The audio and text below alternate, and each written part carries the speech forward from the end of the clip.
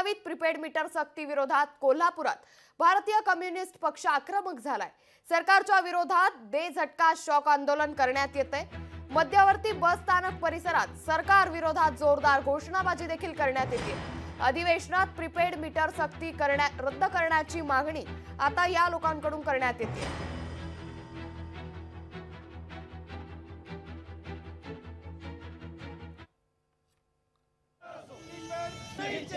नहीं चलेगी नहीं चलेगी दादागिरी नहीं चलेगी।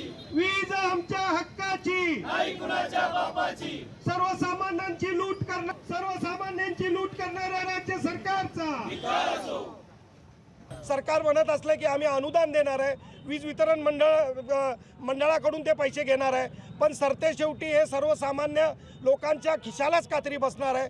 त्याच्यामुळं आम्ही या ठिकाणी हे आंदोलन पुकारलेलं आहे। सरकारला झटका दे, शॉक दे, अशा प्रकारचं आंदोलन आम्ही या कोल्हापूरमध्ये पुकारलेलं आहे। आणि या अधिवेशनात या स्मार्ट मीटर सक्ती किंवा हे स्मार्ट मीटर सरसकट गुजरातप्रमाणे केरळप्रमाणे रद्द करण्यात यावेत अशी आम्ही मागणी करत आहोत।